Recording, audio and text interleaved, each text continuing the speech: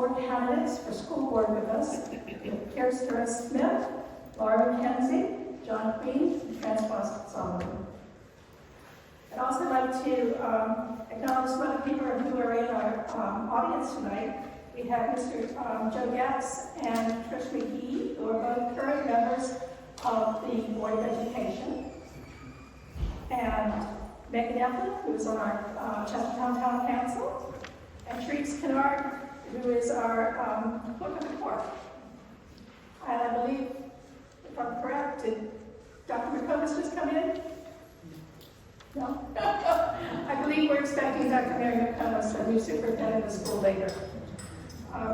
One of the primary missions of the League of Women Voters is to educate ourselves and our community so that we can be active and involved in the policy and the election process, and having candidate forums helps us make those informed choices.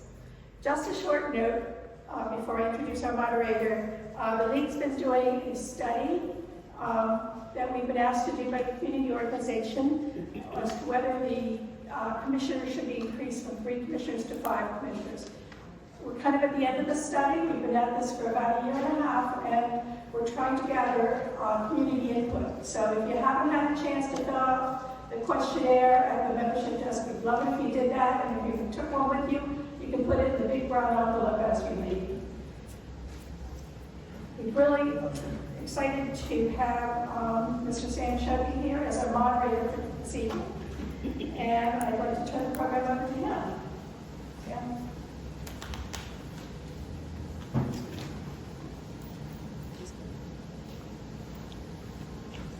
Thank you, Barbara.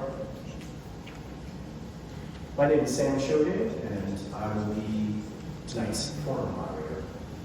I've been active in the Kent County community, having been elected to the Chestertown Town Council, where I represented the residents of Ward 3 for 1 term.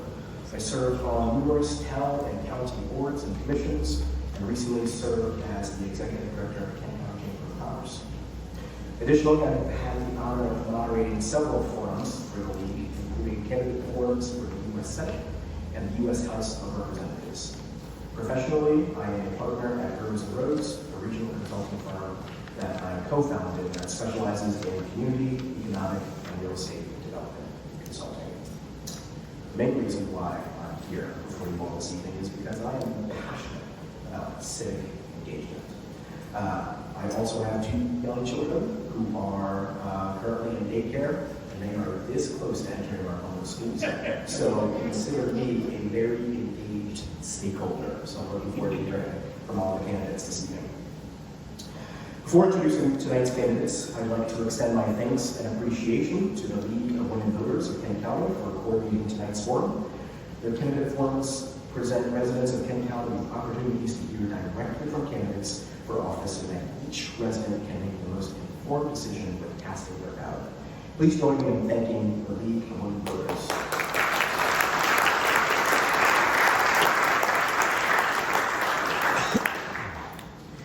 Here with us this evening are all 4 candidates for Kent County Board of Education.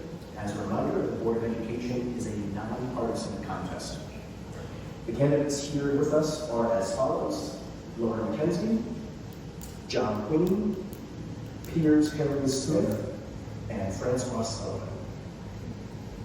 Tonight's forum will consist of 3 phases. During phase 1, all candidates for the Board of Education will be given 2 minutes to deliver introductory remarks. The initial order of the candidate remarks is alphabetical, and we'll start with Ms. McKenzie. After introductions, we will move into the question phase of the forum, which consists of 2 parts. Each candidate will have 2 minutes to answer each of the 2 questions they received in advance. I will repeat questions to the candidates if requested. Please keep in mind that this is not a debate, so no candidate may interrupt the answer of another candidate. The question phase will then transition to the audience, where each candidate will have 2 minutes to answer each question from an audience member. At about 7:15 p.m., I will announce that the next question will be, candidates will then be given 2 minutes to deliver their closing remarks. The two minutes will be monitored by League of Women Voter volunteers If you look to candidates, if you look to your right, you will see the screen there. Before your remarks, a 2-minute timer will be set. So of course you have the millisecond indicator, so your primary is going to be focusing on the minutes and the seconds. Don't sweat the milliseconds. If for some reason we experience technical issues and that timer stops working, we're going to revert to cards. Green is pretty self-explanatory, means you can talk. Yellow, your time is winding down. Red means stop. All right, so procedures for the audience are as follows. Please turn off your cell phones now or put them in do not disturb mode. Mine is also in do not disturb mode.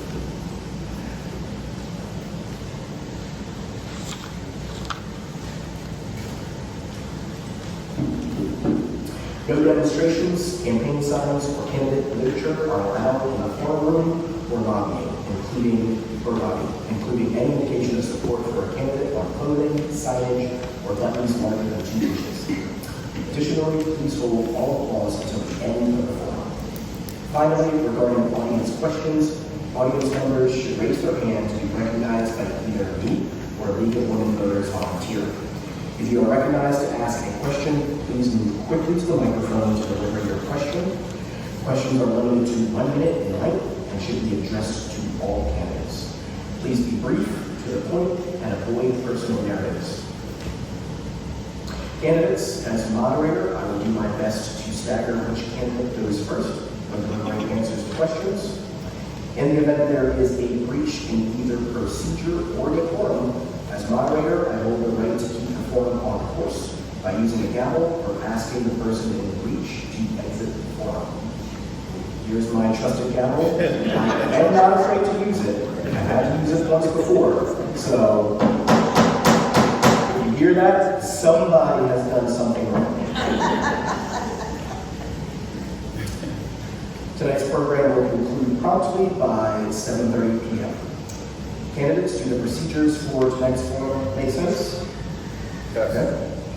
Audience, do the procedures for tonight's forum make sense? Yes. Okay, very good. Now let's begin. Candidates, you have 2 minutes to deliver your opening remarks. Laura, you will have the honor and pleasure of going first. Your 2 minutes start now. First, I would like to thank the League of Women Voters of Kent County for hosting this event and all of you attending tonight for caring about our schools and doing your best to make an informed decision. Meeting someone for the first time can be an awkward experience, and being here tonight makes me wonder if this is a little what speed dating feels like. But of course, I'm not here hoping for the opportunity for a lunch date. I'm hoping to share my heart and my mind with you and to give you an understanding of how my experience as a parent and a professional makes me uniquely qualified to be a valuable school board member. I've been a proud KCPS parent for over 18 years. I am an expert by experience in supporting my own children through their emotional and educational struggles. I've been a single mother for 3.5 years now, and I'm very grateful for the support that's been available at each of their schools. All parents need support, but I've learned firsthand that single parents need more support sometimes, especially when their children are struggling. I have almost 11 years of experience as a special education professional, serving students with developmental disabilities and their families. For the past 2.5 years, I've also been a licensed mental health therapist here in Chestertown. The students I serve have many needs, and I have the privilege of working on a diverse and dedicated team that daily goes above and beyond to ensure that our students achieve their greatest potential. John F. Kennedy said that children are the world's most valuable resource and its best hope for the future. I wholeheartedly agree and hope to serve Kent County Public Schools with the same level of dedication. Thank you very much. John. Good evening, everyone.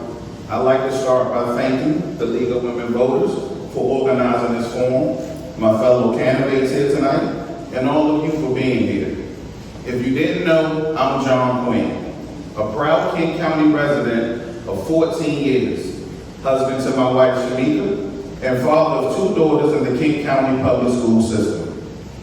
Through my work with my nonprofit, the Bayside Warriors, I've acquired over a decade of experience as a family advocate, youth leader, and community organizer. I've worked endlessly to address critical issues like poverty, inclusion, and education. Currently, as a public behavior student advocate, I've implemented real solutions for students facing social economic challenges and mental health issues. My hands-on experience with youth is deepened my therapeutic understanding of their needs and the barriers they may face in life. I'm running for the Board of Education because our students and our families deserve strong, compassionate leadership. I'm ready to bring my proven track record to this role, and I believe these qualities uniquely qualify me to serve as a Board of Education member. And I ask you tonight for your support in making that vision a reality. Please enjoy tonight's forum, and I thank you for attending. Thank you, John. Peers. Good evening. Thank you to the League of Women Voters for hosting this forum. Thank you all of you for attending. Thank you to my fellow co-candidates. My name is Piers Harris Smith, and I'm asking for your vote for the Board of Education. I am a retired veteran and naturalized citizen. I am married to my high school sweetheart, Rebecca. We have 2 children, Arthur and Karen. I immigrated from England to the US in '75 and spent my childhood in Appalachia. I worked on a horse farm, studied meteorology and climatology before spending 23 years in the Air Force Medical Service. I deployed to Cuba, providing care to Cuban and Haitian immigrant and refugees, which inspired me to become a US citizen as I saw people risk their lives for something that I took for granted. My last assignment was Program Manager, Medical Logistics, National Guard Bureau. I was responsible for ensuring units within the command were equipped to accomplish their mission and overseeing the educational requirements of 2 career fields. The position involved analysis, deliberate planning, and the validation of requirements. I'm running for the Board of Education for several reasons. Kent County Public School, I believe, has suffered the progressive effects of administrations that have concentrated their efforts in growing a community of retirees and owners of second homes at the expense of young families and the infrastructure that would support them. I believe every child deserves an education that provides a level playing field for life. Education breaks the bonds of generational poverty and reflects the ideal that we are a nation of equals. Just as importantly, a representative democracy depends upon an educated constituency capable of critical thought. Also, local school boards have become the latest battleground in a bitter culture war. Kent County and our children deserve better. DOE decisions should be based on objective analysis, deliberate planning, and impartial validation of requirements. Thank you. Francois. Thank you. Good evening, and thank you to everyone. I actually have saved all my thanks for the end of the evening, but I thank you all for being here tonight. My name is Francois Sullivan. I am currently serving the final year of my first term on the Kent County Public Schools Board of Education. I'm proud of the work that our board has been able to accomplish, but there's always more to do. I would like to have the opportunity to continue to work to move our schools forward and help our students succeed.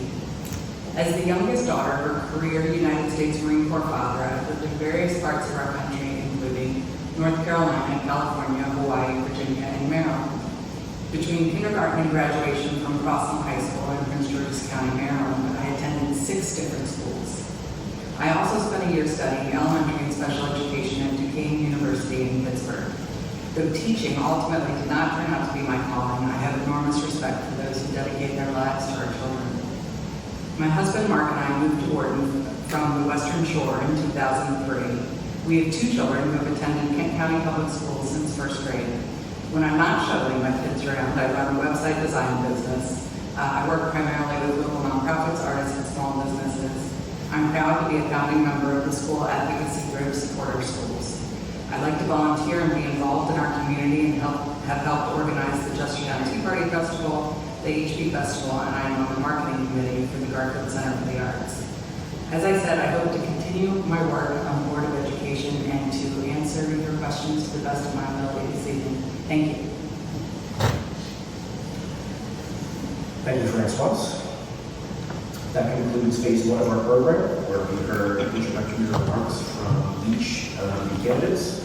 We are going to transition into phase two of tonight's program, where we will hear remarks for questions from each of the candidates. As a reminder, 2 questions were submitted to each of the candidates to review, and they do have answers prepared for those questions. After I ask those 2 questions, we will move to questions from the audience. Laura, since you started us off, John, you're going to be the first one to answer question 1. Question 1 is as follows. What are the barriers to attendance and learning for children growing up in poverty, and what policies would you propose to address these barriers? Thank you, Sam. The devastating impact of poverty is felt throughout King County, with King County Public Schools being number 1 on the Maryland Poverty Profile Report for the highest percentage of students living in poverty. It's time our public school systems started to address this problem by being proactive and not reactive. Poverty solutions require a holistic approach. There is no one-size-fits-all. We must build a system that provides continuous support and respects the rights, dignity, and diversity of our students and their families. King County Public Schools needs to foster trust, accountability, and leadership development through community networks and mentorship. There is no quick journey out of poverty. Effective solutions must provide continuity of support over time. King County Public Schools must become consistent. As someone trained in economic mobility, I've personally helped King County families gain self-sufficiency through a coalition that addresses family stability, financial management, education, and employment. I would recommend our staff and administration engage in economic mobility courses and workshops, such as sustainable communities and bridges out of poverty. These programs will help increase social capital and improve our strategic planning.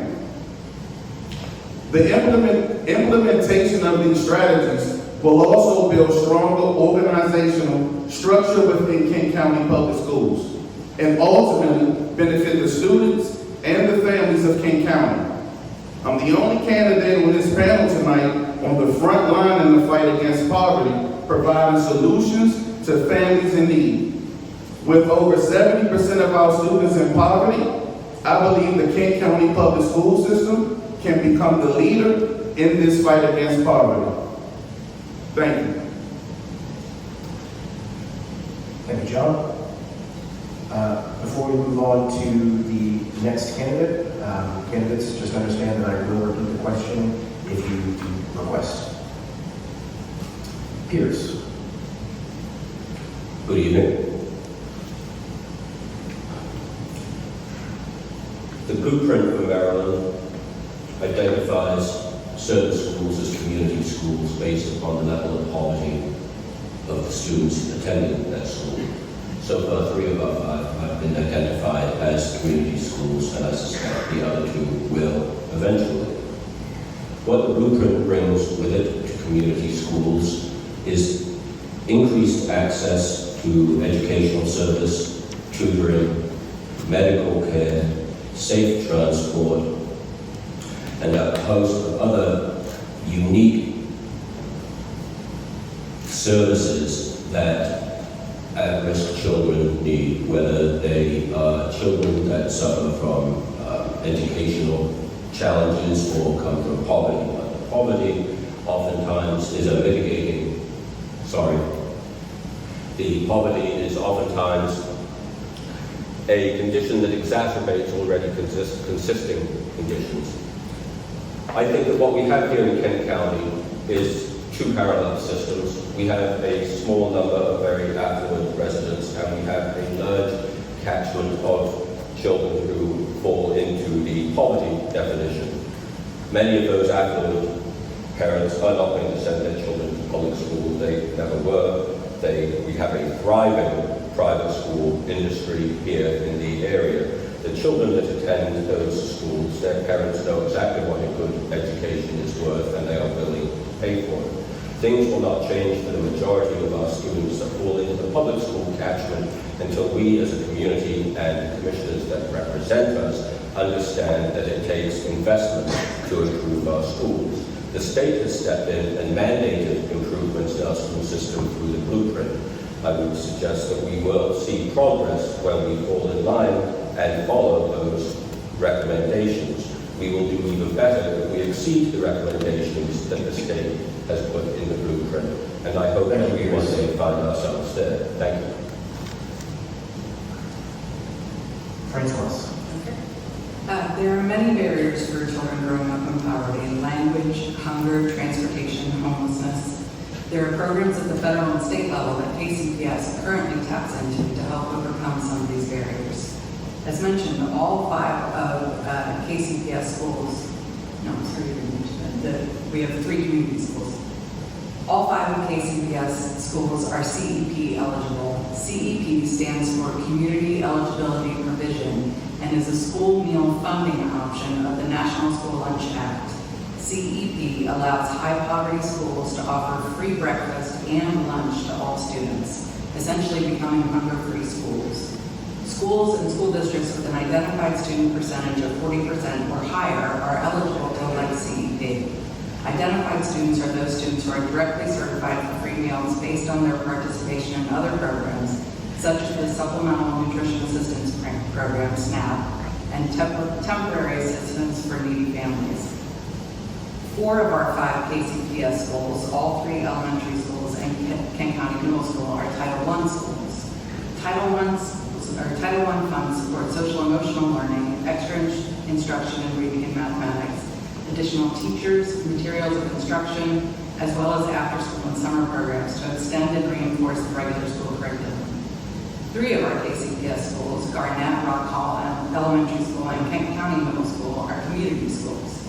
Community schools are public schools that provide services and support that fit each neighborhood's needs, created and run by the people who know our children best, all working together.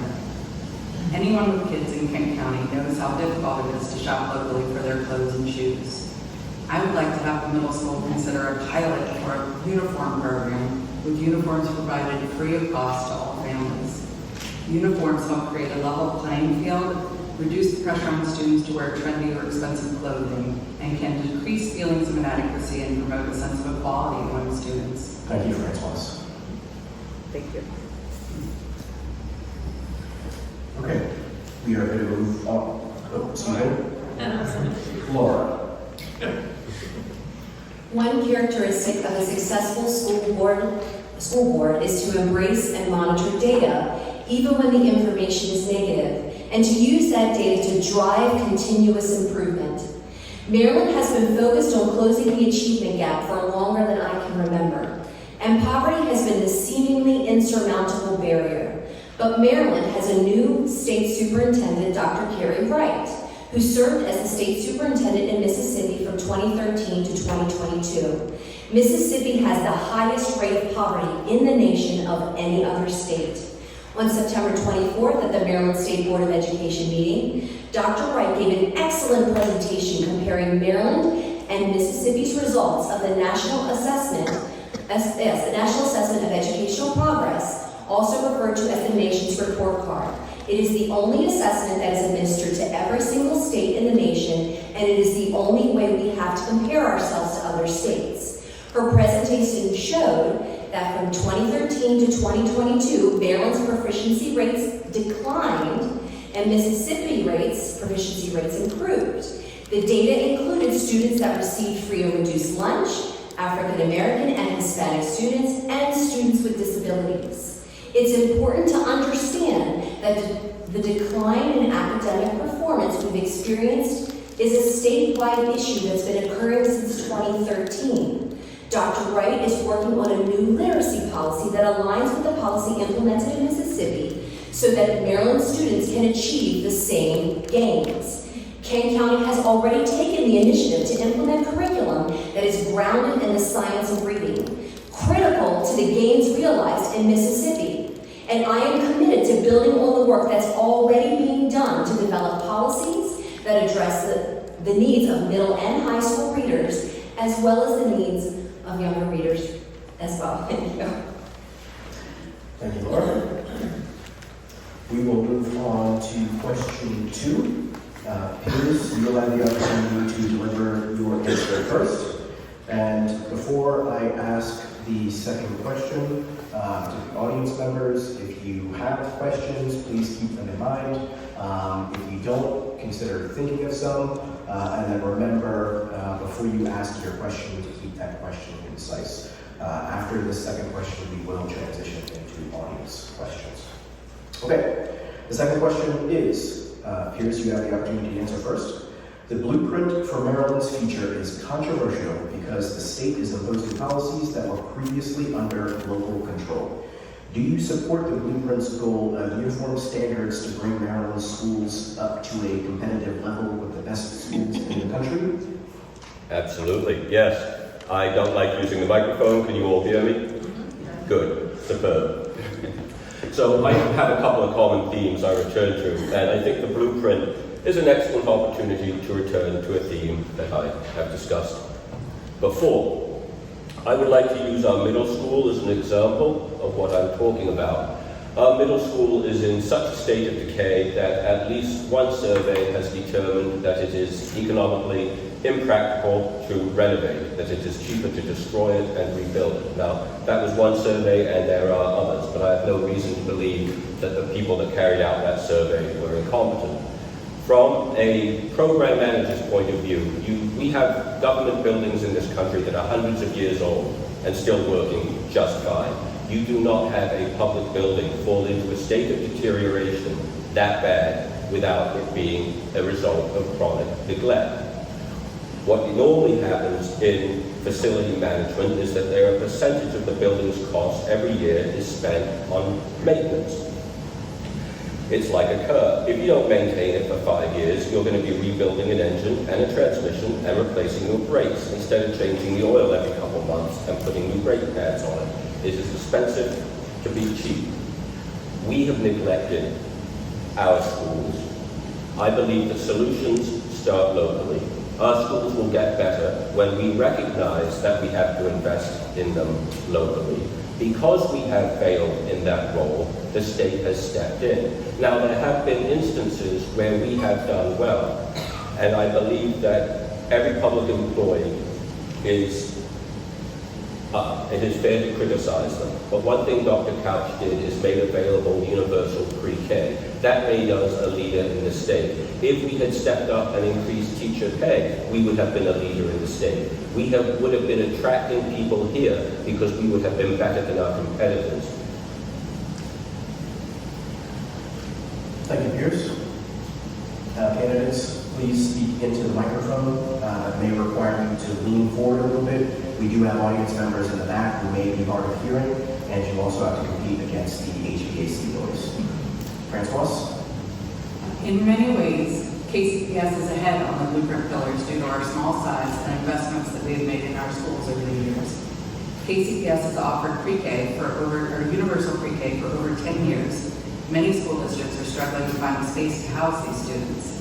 Kent County High School has a strong history of ranking #1 in the state for dual completers.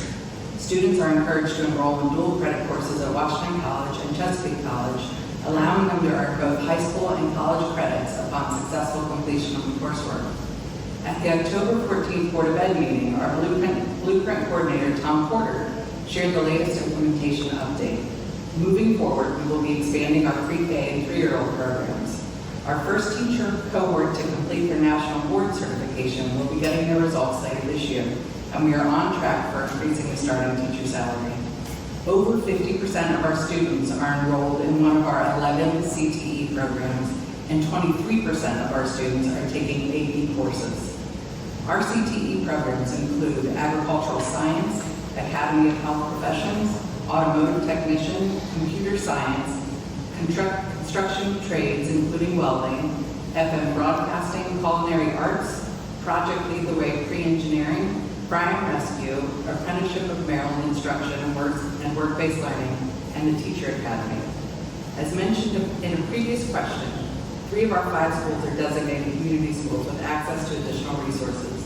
Galena Elementary School is most likely going to meet those requirements. Last year, we implemented a behavioral health screener and will be using that information to improve our students' reports. We will continue to work with the strategic facilitators offered at no cost to us to make sure we are allocating our budget and resources effectively and continue to make progress towards full implementation of the blueprint. I did canvassing in Rock Hall and Fairleigh over the last 2 weeks, and the 2 biggest questions that I received were, how do I get students to come and work with me? And I explained to them, we are looking for businesses to set up for internships for our students. Thank you. Laura. Conceptually, I support the pillars of the blueprint, and I know that a great deal of thought and collaboration went into their development, but I have some concerns. The state has a historical pattern of creating new boxes to fit everyone into, which is the challenge of uniform standards. Whatever uniform standards were mandated for reading instruction prior to 2013 were clearly not effective and in fact quite detrimental. The blueprint is certainly a much bigger box. It has great ideas, so it appears like it has the potential to serve more students. Given the continual changes that administrative and educational staff face in general, I think it's good for us to be mindful of the initiative fatigue or school reform fatigue. When schools are in a constant cycle of change, it can lead to teachers gradually withdrawing their emotional investment in new programs and resisting future implementation efforts. Leadership at every level has to stay aware of the human factor. Change, even good change, can be disorienting. There's often some measure of resistance or uncertainty that is triggered during adjustment periods. Communication remains key. While I support the pillars conceptually, I think it's unfortunate that the blueprint significantly restricts how funds are spent. Boards had a significant level of control, and the state took that flexibility and local control away when they enacted the blueprint. Boards now have a much lower amount of discretionary funds and are forced to make cuts, especially in areas like transportation, support staff, nurses, and instructional assistants. We don't have enough information to determine if the loss of local control is a fair trade for more money that the state controls from a distance. I suspect that the funding restrictions imposed by the blueprint were an unexpected consequence. John. May you repeat the question, please? Yes. The blueprint for Maryland's teacher is controversial because the state is imposing policies that were previously under local control. Do you support the blueprint's goal of uniform standards to bring Maryland schools up to a competitive level of the best schools in the country? As a community leader, I support the intent of the blueprint for Maryland's future and its potential to strengthen our public schools and communities. With over a decade of experience, in working in public schools across Maryland, I've seen firsthand the advantages of the blueprint and what it has to offer. The blueprint unites communities by creating community schools which provide critical resources like housing support, food access, and after-school learning programs, which help students and families within that school district thrive. It promotes financial literacy programs, equipping students with skills in budgeting, investment, and debt management, which are essential to breaking the cycle of poverty in this community. The blueprint, it can also open doors to innovative agricultural programs, connecting local farmers right here in King County with students to create service learning opportunities, raise awareness about food systems and food insecurities, and promote careers in agriculture. Also, through the college and career pathways, the blueprint can boost our local economy by increasing the earning potential of families from low and middle income backgrounds. As the King County captain and community partner for Strong Schools Maryland, I work with advocates across the state to ensure the blueprint is effectively implemented. Earlier this year, I voiced my support for the Blueprint in Annapolis at Blueprint for Maryland Day, and I've also written publicly in favor of the Blueprint with an article in Maryland Matters in June of 2023. The Blueprint for Maryland's future is an investment in our children, it is an investment in our schools, and it is an investment in our future of our county. Thank you. Thank you, John. So that concludes the prepared question portion of this forum. We will now transition into questions from the audience. And someone in our community was so productive that they actually submitted their question in advance. So I will start with that question. Francois, you will be first. And again, I'll be happy to repeat the question if you need me to. The question is as follows. Name 2 things the schools are doing right. Name 2 things they need to improve. I think, as I discussed before, we've been doing universal pre-K for over 10 years, and I think that that has been a huge help for both our students and our families. So I would say that that is one thing that we're doing right. And I also have to say, for a small community with under 2,000 kids in our school, the fact that we have 11 CTE offerings at our high school, almost all of our CTE offerings are certificated, which means that when kids graduate, they graduate with a certificate prepared to go to a job. They graduate with enough credits to get into a college. So I think that those are 2 things that we're doing right. 2 things that I think we need to work on. I'm not a fan of standardized tests, and the standardized tests show us doing poorly in ELA and math and science, and we have been keeping an eye on this. They have changed the test 3 times since my kids have been in school, and they're actually working on yet another revision, so it is hard to follow that, but and do a comparison from year to year, but I think that we need to be aware of that, and we need to be aware that that is a touch point for many people when they look at what a good school looks like. So I think that we need to work to improve those scores, and I'm going to piggyback onto that, as we also need to really look at the disparity between our different student groups, between our African American students and our Hispanic students, or our English language learners, and try to improve their scores and try to improve the scores of them. Thank you, Francois. Laura? I agree with Francois and with respect to our vocational program and the CTE. My own children have benefited greatly from those programs. My son Ethan did the nursing program and had a lot of success with that. My younger son Alistair is now an electrician's apprentice, and so very much support elevating career readiness along with college readiness. And so I think we're ahead of things. Even though I do have some concerns about the blueprint, I believe that a strength of ours is the fact that we are ahead of many other counties in that way in terms of preparing, regardless of the way things are now. We need to respond to what is expected now, and I believe our county is doing a great job in preparing for the mandates that are coming down. So I think we are ahead of things, and we are going to be ahead of those counties in terms of being prepared for that.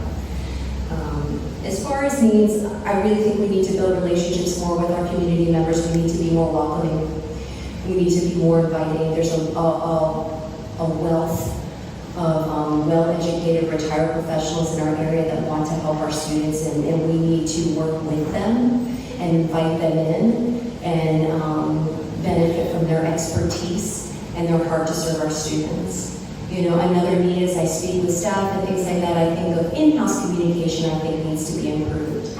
Everyone needs to be supported, and while certainly good things are happening, I will say that, not all staff do feel supported. And so how do we improve communication in-house so that, kind of reduce the fear, and then that gives them the freedom to be more supportive to our students and to work more as a team and not work in silos. There needs to be more in-house collaboration, and that's what, just boosts morale overall. And so I think that is an area we need to improve. Thank you.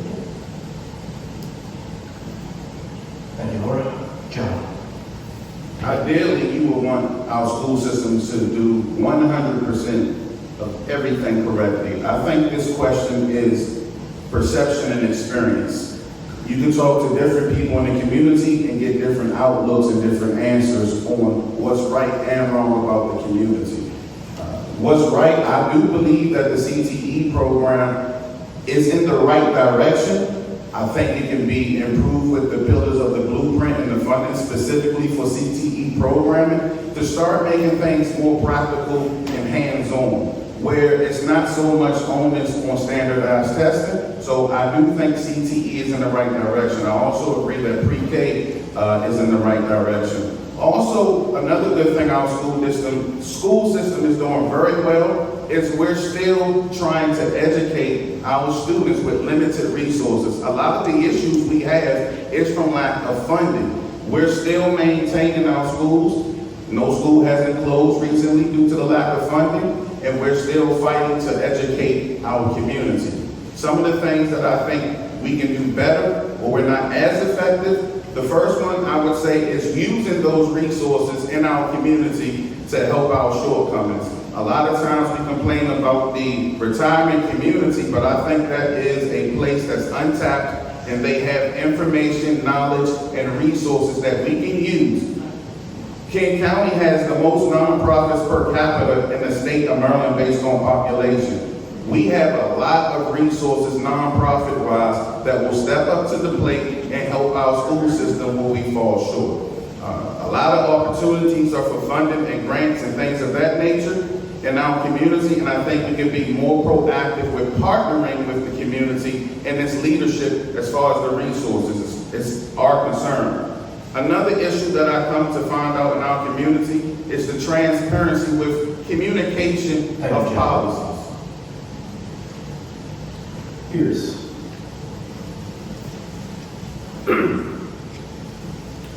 I think we could probably do a better job with community communication. I've had people in the community come to me and tell me things about our schools which they believe, and they're just not true.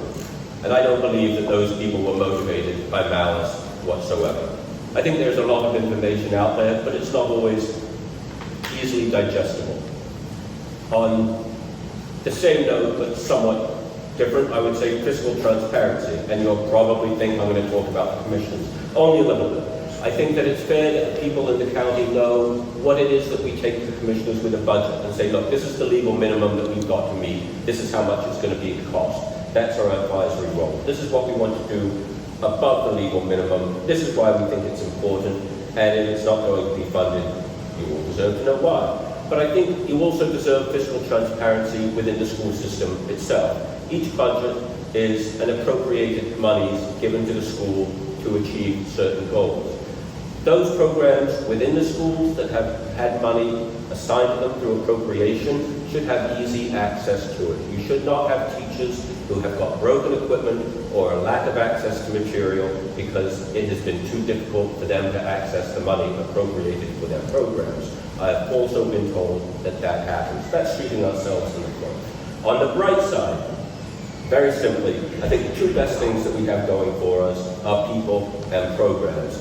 One of my sons, the 16-year-old, is well established on the autism spectrum, and he's struggling in his adolescence. He is part of the Kent Alternative Program, and I cannot say enough good about what the people in the high school are doing for him in that program. He is in a precarious time in his life.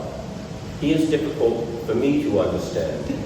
There are teachers in his school that care for him absolutely, and go out of their way to ensure that he has a meaningful learning experience when he goes to school. Thank you, Pierce. Okay. Are there any other audience questions? As a reminder, just go ahead and raise your hands to be recognized by either me or a League of Women Voters volunteer. My name is Mike Wall. You all talk about the poverty in Kent County, and you're exactly correct. Kent County is lowest in GDP in the state. We rank dead last. The wealth formula for Kent County. In 3 counties, we are next to last, 22nd, in 3 categories. In 3 categories, we are next to last. We rank 23rd. And in 4 categories, we're last. Now, you all talk about poverty. Our Director of Finance, Matt Merritt, indicates that it would take a 35 to 39% increase in real estate taxes to implement the blueprint over the next 10 years. That's the length of time that we have to increase the blueprint. We have a county that's poor. You recognize the poverty, and it's going to take 35 to 39% increase in real estate taxes in order to implement the blueprint. What's your response to that? Laura, you have the first opportunity to deliver your answer. Sure, thank you, Mike. I've thought about this a lot. You know, I work for a nonprofit called Benedictine. It's a school in Caroline County. We serve children and students and adults with developmental disabilities. And so, you know, there is never, for any agency that's relying on state funds, and Benedictine relies primarily on DEA funds, state and federal funds are never sufficient. They just aren't. And so it requires a lot of fundraising. And Benedictine happens to be excellent at fundraising. Now, I am not an expert at fundraising, but I have, you know, but working at that organization, my thought coming into this, I thought, as a board member, you know, how do I start to learn from people that are good at raising money? So you know, when I think, I don't necessarily, my thought isn't to think about raising taxes as much as being more successful at how do we more successfully fundraise, because I work for an organization that does that really well. So how do I learn from the best so that I can duplicate those efforts and bring that here? There are people in this county that raise money for all kinds of different projects all the time and raise money around the states. And so how do we become better at that? How do we think more like a business? How do we think more competitively? And how do we become a better product so that people want to support it? And so that's where my mind goes. How do we improve and be mindful of the other school options that parents do have available to them, and then get more buy-in so that we can naturally get more supports that way. But I do think we need to really be thinking more like nonprofits and fundraising. Thank you, Laura. John. Even though I do agree with the intent of the blueprint, I think Mike Walls is absolutely correct on the math part of it. It's very difficult with the proposed plan to move forward and address things through funding or monetary specifics within our school district. One of the thoughts, because this is one of these questions that might not go away for the next 10 years, so one of my thoughts is how do we combine and consolidate things? One of my ideas, now this is an idea, is go to a campus-style layout out in Wardle, where we already have got the NIG in the new middle school, so we might go to the county commissioners and see what funding they do have to give that's ready right now, and think about adding additions to the high school area to make that sort of a campus. One of my pitches would be turn the high school into something maybe for 6th through 9th grade, and the new building be for 10th through 12th with the AP and honor students there. In that campus setting, what it do is consolidate resources from around the county and make everything in a central location so we're not stretching our dollar too thin. Also study from a university-style campus. Not only is the student enrichment that goes on, but the savings in money per year in the physical budget starts to decrease, and we start to have money to put aside in the emergency fund, or the county commissioners can help supplement with the MOE. Also with this, I don't know if fundraising is the answer. I think that's hard, but I do think we can go for federal grants like the SRS grant, if I'm not mistaken, where there's no strings attached, where they can be used for additional resources, maybe teacher pay and things of that nature. So we gotta look at more federal grants, maybe hiring 3 or 4 full-time people to just go full federal grants, but also look for state funding and build a better relationship with our state representation in Annapolis. A lot of the funding and shortcomings that we have is due to the lack of relationship that we have in Annapolis. I think we should work with our state delegation and our district leaders better to start to find funding that relates to a rural area. Pierce. First of all, the blueprint is law, so that's something that we ought to recognize. The state implemented the blueprint because we had neglected to meet responsibilities that the blueprint addresses. If we had neglected those responsibilities, that hill would be neither so high nor so steep. Making up for a deficit is always more onerous than meeting it the first time.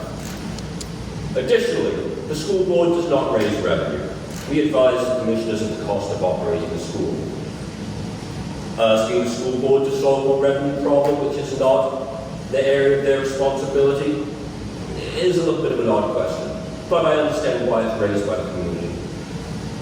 Something that I would bring up is a letter writing, advocacy, and testimony program started some years ago by a local grassroots organization, petitioned Annapolis to help Kent County Public Schools with their financial deficit.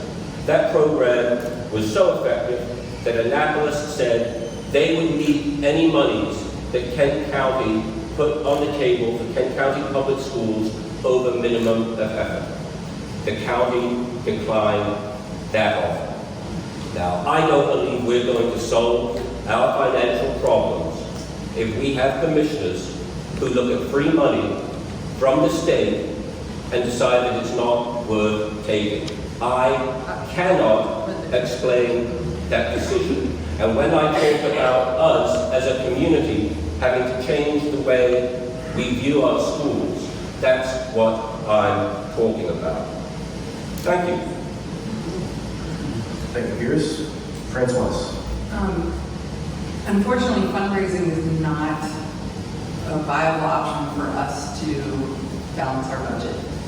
We are not allowed to fundraise to balance the budget for our recurring expenses, and 80 to 90% of our budget is salary, and so we can't unfortunately fundraise to do that. I would plant the seed that if people are willing to consider a donation, why not be willing to consider a raise in taxes? This is not the only way that we can raise revenue. It is not on the board to be able to make that decision to raise revenue, but if the body is willing, then let's find a way for you to help support our schools.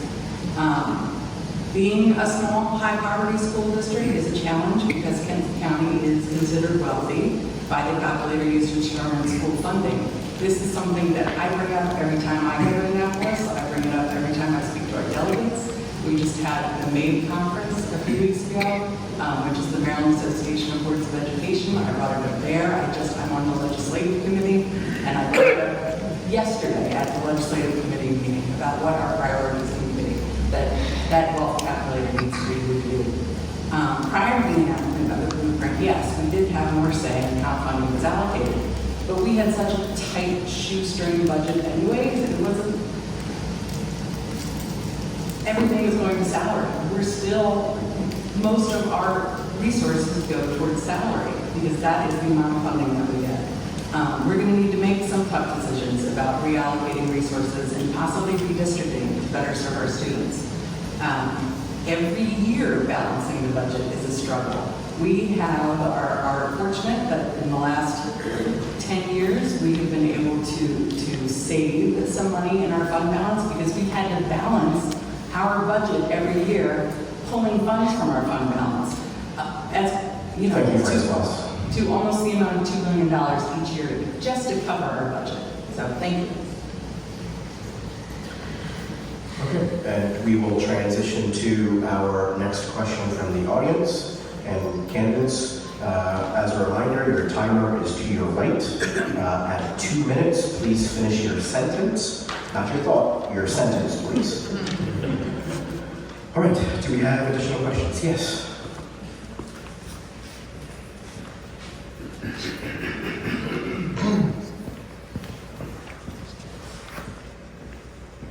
Hey folks, Sarah Teresa, proud parent of a 9th grader at Kent County High School and a new member for the Citizens Advisory Committee, so I look forward to working with whatever constellation of the board we find here in our next iteration. So, as you all know, you have many responsibilities as school board members, but one of the primary responsibilities as a high level is the establishment of and monitoring of curriculum standards and accountability. You also all likely know that the curriculum is a hot point. It's a point of contention. It's often where we see conversations that touch on these culture war issues related to multiculturalism, LGBTQ representation, climate science, difficult history, any topic that you could list. And so we have major questions about what should and shouldn't be taught in our public spaces, and many constituents and stakeholders who are interested in sharing their perspectives on those topics. Parents, teachers, students, school board members, local politicians, outside lobbying groups and forces are all clamoring for a stake and a place in shaping our curriculum in public schools. So my question for you tonight is this: what limits do you think we should put on the content that's covered in Kent County Public Schools? And ultimately, who should make the decision, the final decision about what gets taught in our classrooms? Thank you for your question. John, you have the opportunity to respond first. It was a lot with that, but the ultimate question is who makes the decision for the curriculum in the classroom? Yeah, what should and shouldn't be covered and who should decide? I think the Maryland State Board of Education should ultimately decide, but as a Board of Ed member, we should also govern the policies here in our county. And in order to do that, I think sometimes we have to start leaning on our community more for their perspective. A lot of times we sit up here and we make decisions for the masses without speaking to the masses. Anything that improves reading and writing should be taught in our classrooms. I think where the arguments or the lack of communication comes is when political point of views come in. Whether right or wrong, we need to keep that out of the classroom. What goes on in your personal household is your personal business. What goes on in our classroom should be able to make well-rounded students that can produce in society. And we have to teach them reading, writing, and arithmetic foremost. After that, civic responsibility, and then be a secondary component to the household and the parents and the people that are caregivers to these students. So curriculum-wise, the state mandates that by law, and we are to oversee those policies. But with those policies, we do have a choice to decide what can be in our school and what cannot. And I think that's a bigger decision to just one individual board member. I think we go community first, and then we go to the experts as far as staff, maybe school boards after that, and let them decide ultimately what curriculum makes them comfortable. Because a lot of times we need to figure that part out first. If teachers are comfortable with teaching a certain curriculum, then we improve that curriculum. If teachers are not, then we need to discuss about ways of making our teachers comfortable, because they're also on the front line as well. So that would be my stance. Thank you, John. Pierce. So as I mentioned in my introduction, I am an immigrant and a naturalized citizen, and my motivation for becoming a citizen was providing care on a humanitarian mission to Cuban and Haitian refugees and migrants. And that was a formative experience for me, and I internalized what America meant for me during that experience. And I believe, if I can address what I think is the root of your question, which is, what do we teach and why? I think that there are three moral pillars that support our society, and that's the idea of liberty, equality, and justice. And what that means for me, liberty-wise, is that I either have to like or approve of what my neighbor does, so long as it does not make contact with my rights. And even when it does make contact with my rights, then justice traits, which is more important, the right, the freedom or the right that's been contacted. There's also an idea that's tossed about lately that somehow the educational process should not make people feel uncomfortable. I could not disagree more. If education does not make you feel uncomfortable, you're not being educated. The very process of education is identifying which beliefs and ideas you have don't withstand the scrutiny of logic and reason and abandoning them. That's education. You might not like it, but that's the way it works. As far as who gets to make that decision, I would also say that that happens at the state level. I do not understand the idea that we believe in equality and yet we're not giving our children an equal chance, an equal start. That is what education is. It's not just an equal start on the playing field of life, though it is also necessary for the well-being of our representative democracy. We need a classical education that equips children to be critical thinkers and to be able to understand whether or not a line of logic runs unbroken through an argument. Thank you. Thank you, Pierce. Francois. So MSTD sets up the core standards, and each school district determines what curriculum meets those core standards. In many cases, there's only a single or a couple different types of curriculum that will meet those standards, and so many of the school districts in Maryland will use the same sort of curriculum. Our education specialists and teachers discuss and research what will be the best curriculum for our students, and I think we need to be careful about when we talk about limiting content, because what we're really saying is we're limiting knowledge. And our students are going to be global citizens, and they need to be able to compete with other global citizens outside of our district, outside of the state of Maryland, outside of our country potentially. So we need to make sure that they have all of the tools necessary to be the best citizens they can be. The job of the board in curriculum is to approve when curriculum comes before us. Ask questions, find out why the curriculum was chosen, find out what core standards it meets, find out if it's age appropriate and how it will be utilized in the classroom.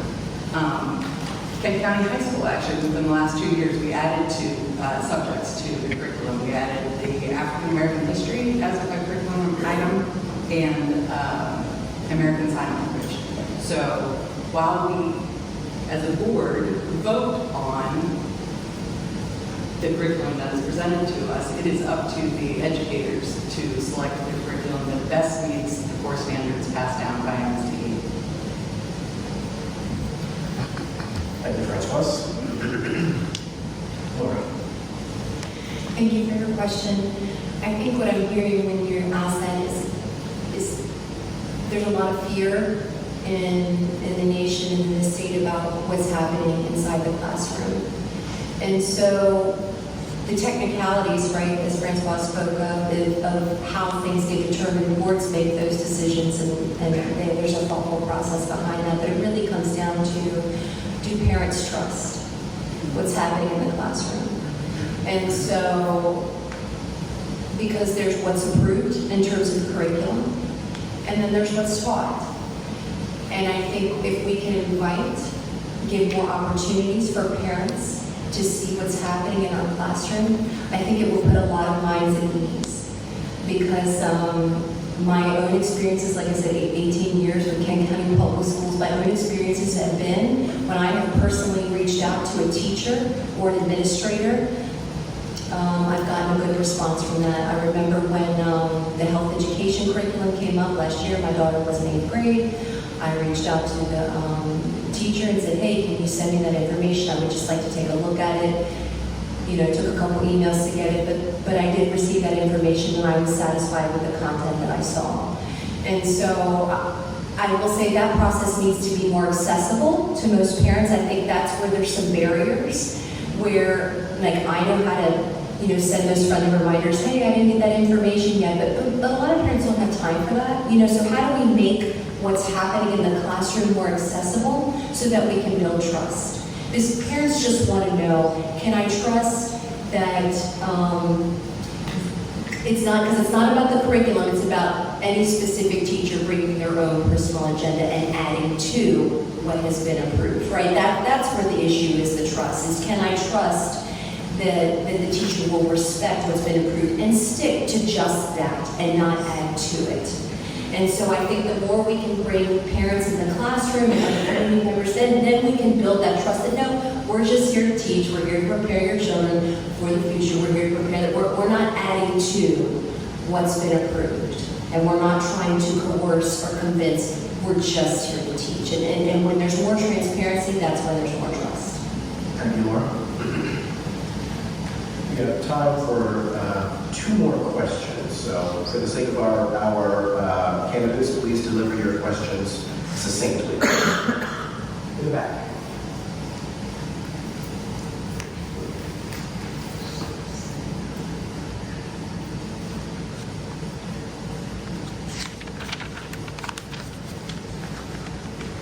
So my name is Arian Jones, and I'm currently a sophomore at Kincaid High School. And I would like to ask, how would you all handle the disparity gap in education for African American students during your term on the Board of Education? Thank you. Pierce, you have the opportunity to answer first. Well, thank you. That surprised me. I didn't realize I was up first. I was starting to ruminate about what I was going to say. Here I am saying it. One, I would like to put confidence and faith in the blueprint. I think the blueprint has a lot of mechanisms in it to address the disparities that you are concerned with, that we should all be concerned with.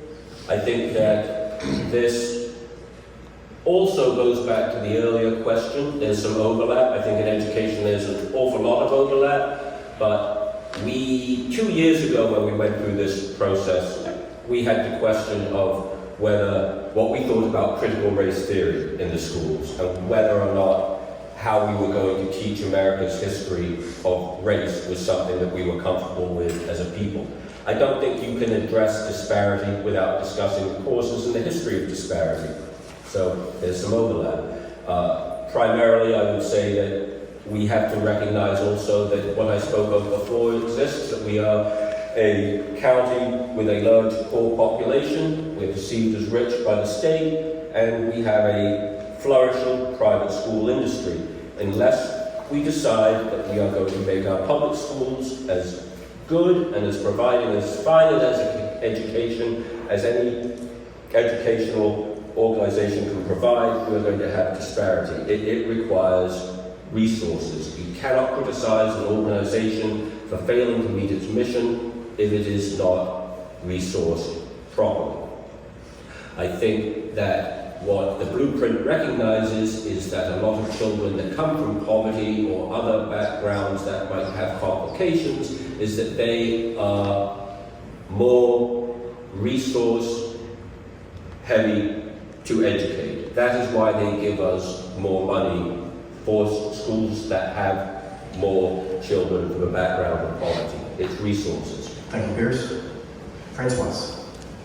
So some ways to help us improve that disparity are by making sure that we're providing training for our teachers. At the February 12th Board of Education meeting, our Blueprint Coordinator and CT Director Tom Porter gave a presentation on the KCPS education equity policy and discussed equity-driven training that staff have attended. This training includes REI training, which is the Racial Equity Institute training, culturally responsive teaching training, and restorative practices training. Not all KCPS staff have been able to attend trainings, and I would like to see us have all staff attend these trainings. We need to be providing inclusive courses and materials. Another way to improve outcomes is to ensure that the curriculum is culturally responsive and meets the needs of our students. New courses, as I mentioned, were introduced at the high school. I'd like to have our schools continue to tap into our rich, diverse Kent County history and expand partnerships with organizations that can provide hands-on materials and resources for students and teachers, including Summer Hall, Washington College, and Chestertown Department. Students should learn about the people who share their backgrounds and interests, who were pioneers of change here in Kent County. And by tracking data, we should continue to use data to identify students who may be at risk of falling behind academically early on and provide targeted interventions and support services to address their specific That means not waiting for the MCAT scores when they come out once a year in September. That means making use of our math data that our teachers are tracking every year, or every day. KCPS has provided tutoring, academic enrichment programs, and social emotional support to help students overcome barriers to learning. We need more tutors and volunteers in our schools to help with these needs. So, thank you. Thank you, Francois. And Laura. Thank you for your question. A few thoughts that I had. Some of it goes back to the initiative that Dr. Wright is doing at the state level with respect to trying to implement strategies that were in Mississippi, here in Maryland. Again, keeping in mind that Mississippi being the poorest state in the nation. And so there's things that can happen on a policy level that can help improve student progress. And those are changes that we can make in-house. But when I think about, again, building relationships, connecting with students, doing things that are meaningful to them, and following their lead, how often are we really asking students what we want and then responding to that? You know, students, especially someone your age, right, is well able to say, hey, this is what matters to me, and this is what's meaningful to me, and this is how you connect with me. And so, are we effectively communicating with our students and then getting that data and then being responsive to that? And because it really comes down to when someone has the heart to connect with a student, they go out of their way to do it. And you, I'm sure, I've no doubt you have teachers that you connect well with and some that, for whatever reason, that teacher may just need some more support to learn how to connect with students. And when that happens, people become more responsive. When families are on board, and how do we, you know, we're already doing a lot of work in engaging families, how do we meet people where they are? Because I sure enough see a lot of families at sports events.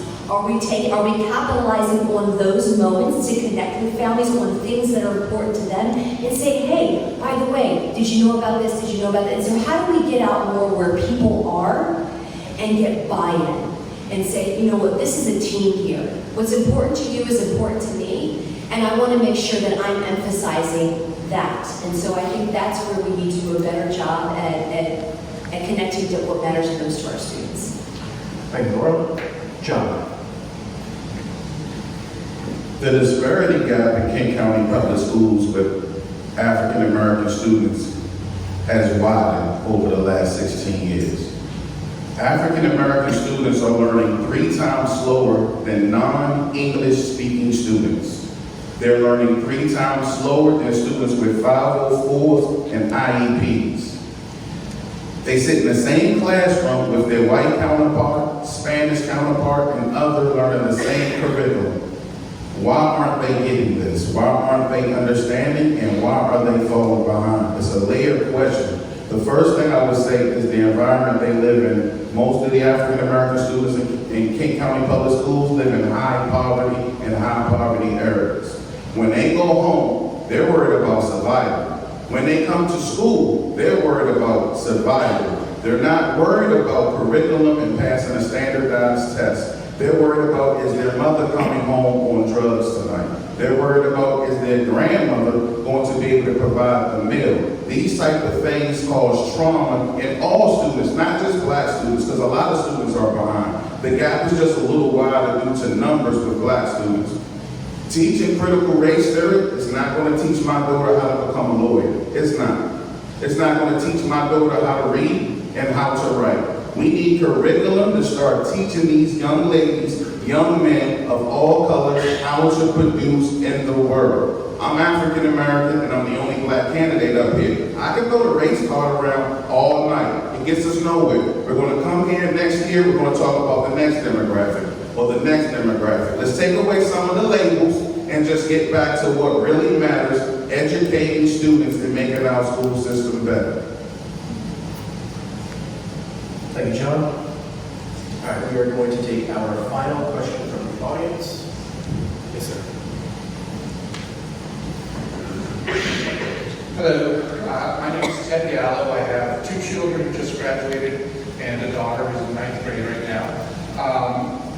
We've talked a lot about funding and the money that the school system desperately needs, and a lot of the needs that some of our special ed students have. And a lot of that funding we get comes from the federal government through one channel or another. And for a long time, there's been a lot of discussion about eliminating the U.S. Department of Education, which presumably would cut off a great deal of funding for some of our most expensive students. How should we address this? How do you have any response to that, first of all? And how could we address a huge, probably 50% of our budget shortfall suddenly? So that's my question. Ted, just to quickly summarize, you asked what is the candidate's response to the threat of potentially closing the U.S. Department of Education? Correct. Okay. Yeah. Francois, you have the opportunity to answer first. Ted, you're right. We do get a large portion of our funding and services from the federal government. I would be against the closure of the U.S. Department of Education.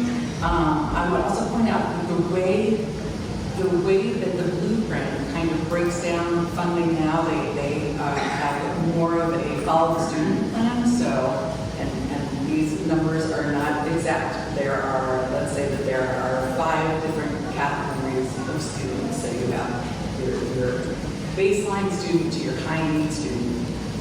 The funding that we get ranges from, I think it's $8,700 for the needs of the baseline student up to $30,000 for the needs of special education student. And those numbers include salary, resources, wraparound services, all of the things that you need. So I think we should all want to keep the U.S. Department of Education, and I think that we would be in serious financial distress without the funding that we receive and the services we receive from federal, including grants. It's not just about the dollars that they give us per student, but we get a number of grants from federal. So I would be very concerned if that would happen. Thank you, Francois. Lori. Thank you for your question.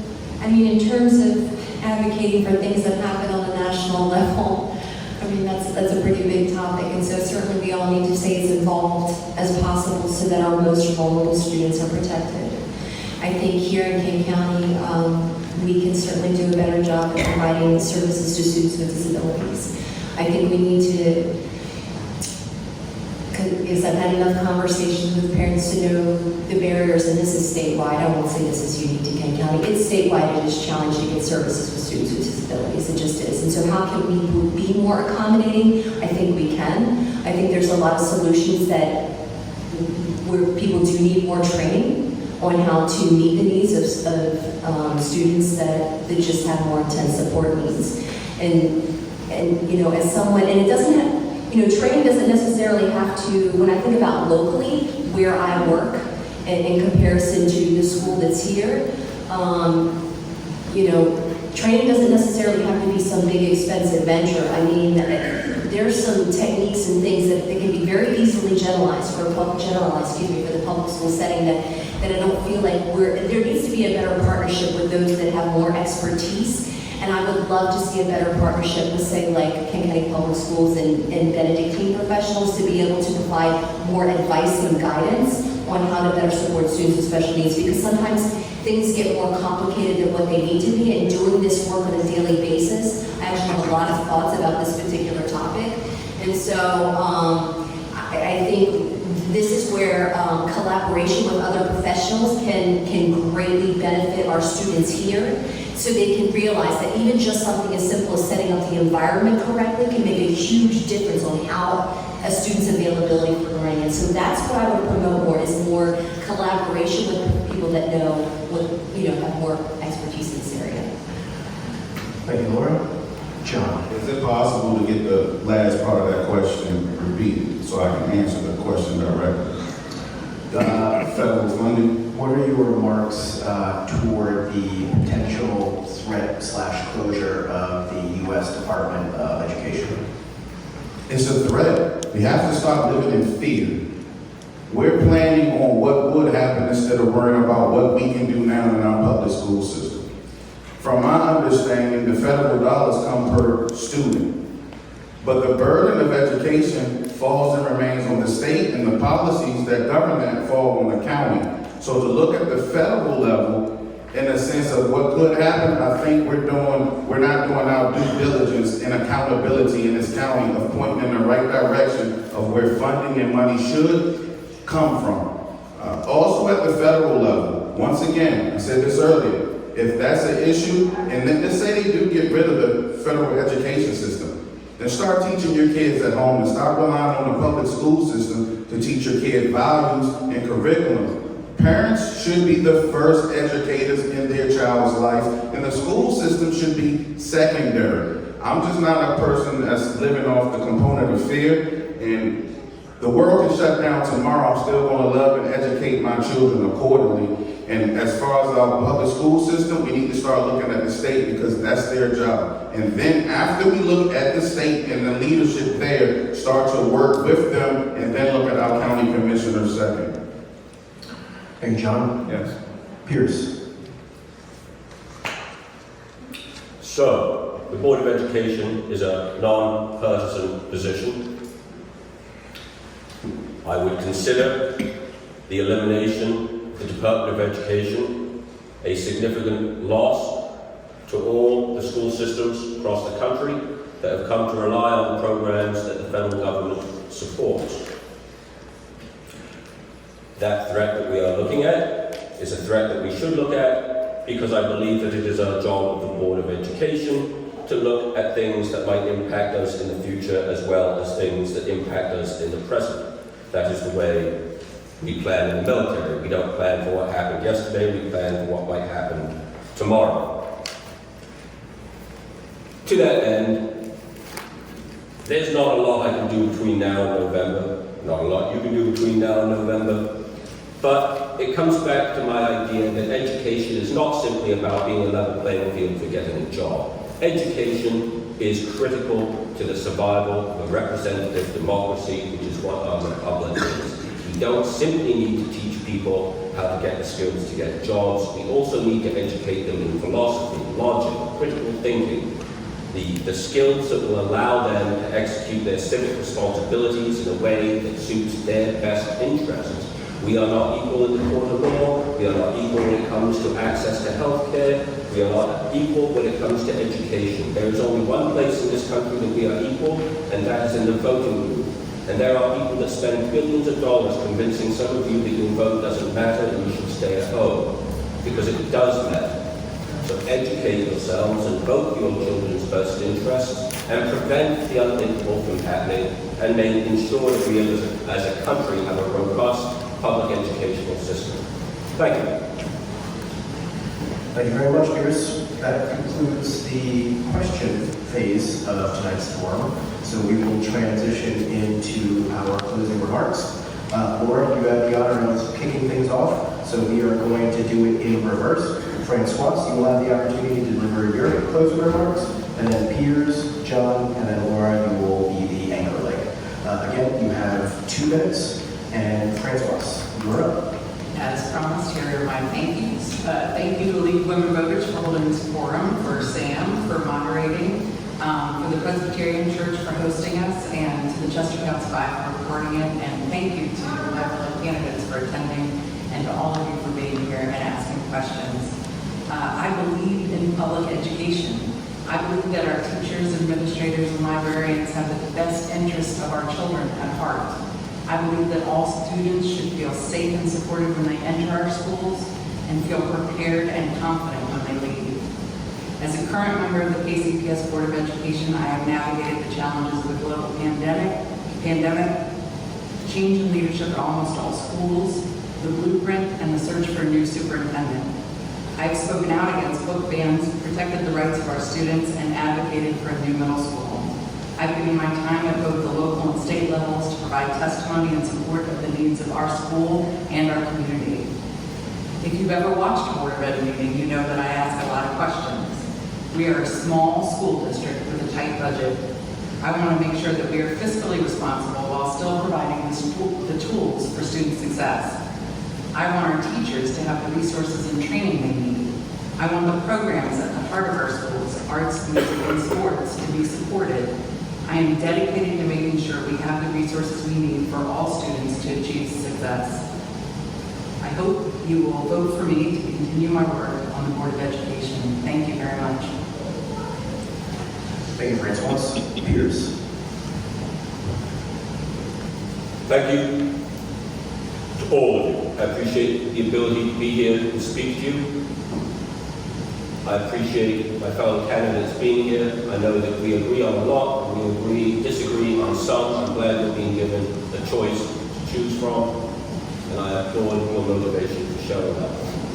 If I could hammer on any one thing, it would be that a good educational system pays long-term dividends. We can't afford not to have a good educational system.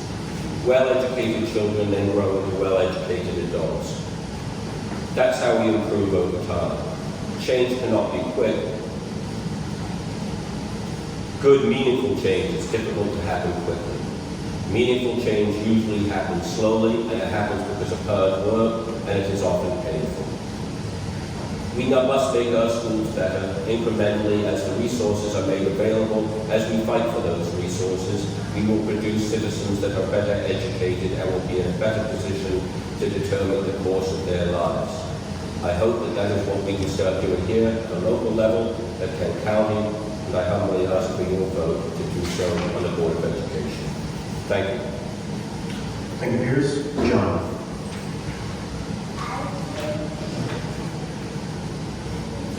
Once again, I would like to say thank you to everyone who made tonight possible, the League of Women Voters, my fellow candidates, and all of you in attendance tonight. I'm proud of the work I've dedicated to King County over the last decade. And through my role as a community organizer, I've witnessed firsthand the power of positive change for our students and our families. From the educational programs I've spearheaded to the partnerships I've built, I've seen how King County Public Schools can transform lives. But we have an opportunity to do more. To become a unified force that truly understands and addresses the needs of our students. If I'm elected, I believe the Board of Education will become a stronger, more respected voice for our diverse community. But this is the moment. This is our moment. The chance to restore trust in our public schools and build a better future for our students, families, and educators. It's time for a change. On November 5th, let's come together as a community and start building better schools, one student at a time. I'm John Queen. Thank you for listening tonight. Thank you. Thank you, John. Laura. While the school board itself functions as a team, tonight we are competing. So I just want to highlight some of my work experience and share a few thoughts to give you a better understanding of how I intend to be a meaningful contributor as a board member. I have almost 11 years of experience collaborating effectively with a diverse set of professionals, both within the school and statewide. Effective collaboration and advocacy is not without its moments of conflict or tension. I have years of experience learning how to lean into that conflict and tension and stay mindful of the fact that we all have the same motivation to see our students and families succeed. We're just trying to figure out how to get there. Honest communication that occurs in an environment where everyone's voice is given space allows for creativity to come forth, and that's how great ideas happen. Because it's not about one person getting the glory. Everyone needs to have buy-in, students, families, staff, and the community. I really appreciate Dr. McComas' concerted efforts in trying to rebuild some bridges that had seemingly washed away.